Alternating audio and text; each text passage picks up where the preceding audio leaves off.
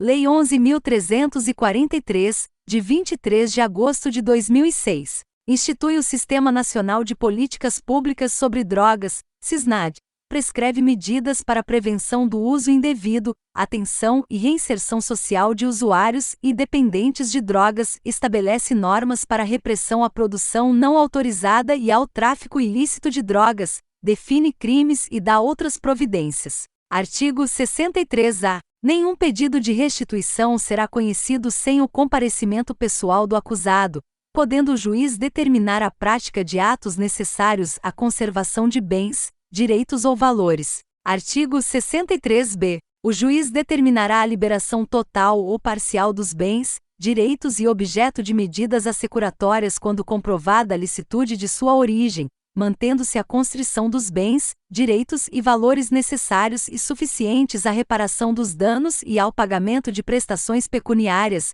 multas e custas decorrentes da infração penal. Artigo 63-C. Compete à Senado, do Ministério da Justiça e Segurança Pública, proceder à destinação dos bens apreendidos e não leiloados em caráter cautelar, cujo perdimento seja decretado em favor da União, por meio das seguintes modalidades. Primeiro, alienação mediante a. Licitação. B. Doação com encargo a entidades ou órgãos públicos, bem como a comunidades terapêuticas acolhedoras que contribuam para o alcance das finalidades do FUNAD. C. Venda direta, observado o disposto no inciso 2º do caput do artigo 24 da Lei nº 8.666, de 21 de junho de 1993. Segundo, incorporação ao patrimônio de órgão da administração pública, observadas as finalidades do FUNAD. Terceiro, destruição. Quarto, inutilização. Parágrafo 1º. A alienação por meio de licitação deve ser realizada na modalidade leilão, para bens móveis e imóveis, independentemente do valor de avaliação, isolado ou global, de bem ou de lotes, assegurada a venda pelo maior lance, por preço não inferior a 50% do valor da avaliação. Parágrafo 2º. O edital do leilão a que se refere o parágrafo 1º deste artigo será amplamente divulgado em jornais de grande circulação e em sítios eletrônicos oficiais, principalmente no município em que será realizado, dispensada a publicação em Diário Oficial. Parágrafo 3º. Nas alienações realizadas por meio de sistema eletrônico da administração pública, a publicidade dada pelo sistema substituirá a publicação em Diário Oficial e em jornais de grande circulação. Parágrafo 4º. Na alienação de imóveis, o arrematante fica livre do pagamento de encargos e tributos anteriores, sem prejuízo de execução fiscal em relação ao antigo proprietário. Parágrafo 5º. Na alienação de veículos, embarcações ou aeronaves deverão ser observadas as disposições dos parágrafos 13 e 15 do artigo 61 desta lei. Parágrafo 6º. Aplica-se às alienações de que trata este artigo a proibição relativa à cobrança de multas, encargos ou tributos prevista no parágrafo 14 do artigo 61 desta lei.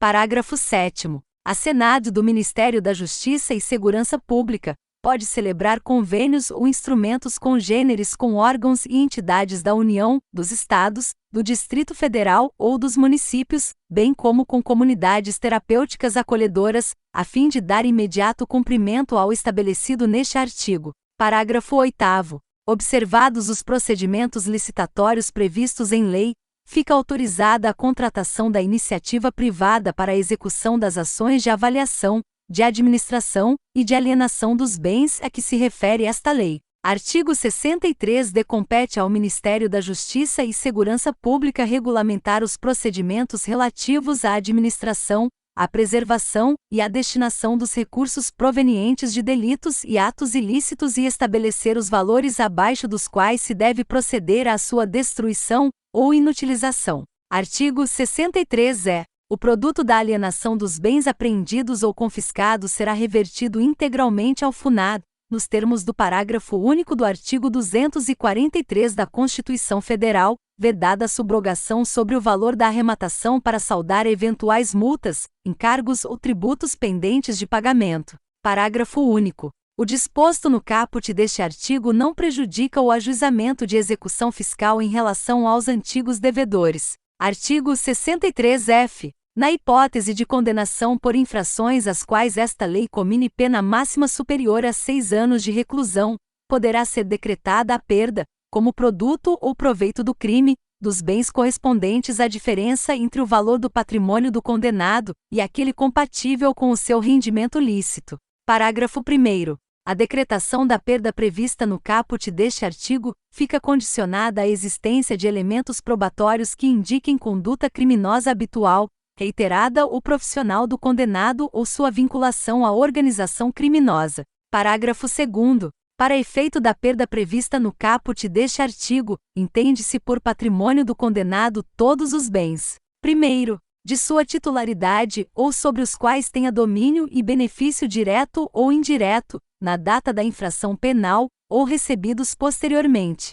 Segundo, transferidos a terceiros a título gratuito ou mediante contraprestação irrisória, a partir do início da atividade criminal. Parágrafo 3º. O condenado poderá demonstrar a inexistência da incompatibilidade ou a procedência lícita do patrimônio. Artigo 64. A União, por intermédio da Senad, poderá firmar convênio com os Estados, com o Distrito Federal e com organismos orientados para a prevenção do uso indevido de drogas, a atenção e a reinserção social de usuários ou dependentes e a atuação na repressão à produção não autorizada e ao tráfico ilícito de drogas, com vistas na liberação de equipamentos e de recursos por ela arrecadados, para a implantação e execução de programas relacionados à questão das drogas,